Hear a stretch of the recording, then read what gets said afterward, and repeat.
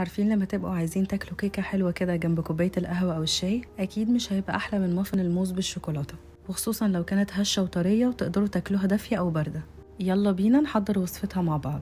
في طبق فاضي هنحط 3 موزات، كل ما كان الموز مستوي كل ما بقى طعمه أقوى وسكره متركز فيه أكتر. هنهرسهم بالشوكة أو بالهراسة، وبعد كده هنضيف عليهم بيضة كبيرة في درجة حرارة الغرفة ونص معلقة صغيرة فانيليا سايلة، كوبايتين صغيرين زبادي وزن كل كوباية 180 جرام، 3 معالق كبار أو تلت كوباية سكر بني، ممكن نبدله بالسكر الأبيض أو نعمل ميكس بينهم، نص كوباية زيت نباتي وأنا هنا استخدمت زيت ذرة، وبعد كده نقلبهم كويس جدا بالمضرب اليدوي. ودلوقتي هنبدأ نضيف المكونات الجافة، كوباية وربع من الدقيق الأبيض المنخول، معلقتين كبار من الكاكاو الخام من غير سكر، نص معلقة صغيرة من بيكنج باودر ونص معلقة صغيرة من بيكنج صودا مع رشة ملح صغيرة.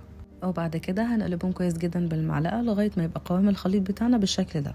وكان عندي شوكولاتة بالبندق قطعتها قطع صغيرة وضفتها على الخليط، ودي طبعا خطوة اختياري. وبعد ما قلبتهم وبقى عندي خليط المافن جاهز، بدور عندي على قوالب الورق بتاعة المافن لقيتها خلصانة، فقلت طبعا لازم اتصرف. تعالوا اقول لكم حليت الموضوع ده ازاي. جبت ورق زبدة وقطعته بمقاس 20 سنتي في 20 سنتي، وبعدين طبقته من النص لأول مرة بالشكل ده، وبعدين طبقته تاني من النص لغاية ما بقى عندي شكل مربع. هفردها وبعدين هقصه بالمقص من النص بالشكل ده، وناخد بالنا ان احنا منقصوش للاخر. هفرد الورقة كلها وبعدين هطبقها في الاتجاه التاني، وهقصها تاني بالمقص من النص للمرة التانية. هحاول اظبطها ان انا احطها من النص بالظبط على فتحة من فتحات القالب، وبكعب كوباية مقاسها مناسب لفتحة القالب هحاول ان انا اضغط عليها من النص واشد باقي اطراف الورقة لفوق علشان تبقى شبه قوالب المافن الجاهزة بالظبط. حبيت اعمل ارتفاع القالب يبقى كبير علشان يكون مناسب لو حبيت اعمل المافن ارتفاعه عالي. حطيت 4 معالق كبار من خليط المافن في كل قالب، ومفيش مانع من شوية شوكولات شيبس على الوش. ايوه انا بحب المافن اكسترا شوكولات.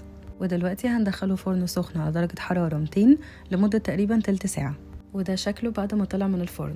طبعا من ريحته كنت بحاول امسك نفسي اني ادوقه لغاية ما اخلص تصوير. مهم جدا ان احنا نهويهم شوية على الشبكة قبل ما نقدمهم. الحل اللي عملته بورق الزبدة طلع ممتاز. شايفين بشيل المافن منه بكل سهولة ازاي؟ وبكده المافن بتاعنا يكون جاهز للتقديم مع صوص كراميل وشرايح لوز على الوش. ممكن تستغنوا عن الإضافات دي أو تبدلوهم بأي حاجة تانية تحبوها. أنا بحب جدا أقدمها دافية، وخصوصا عشان قطع الشوكولاتة اللي حطيناها جواها تبقى سايحة، حتى باين من البخار اللي طالع منها. هستناكم تجربوها وتكتبوا لي رأيكم في التعليقات، ولو عجبتكم الوصفة ما تنسوش تعملوا لها لايك وشير.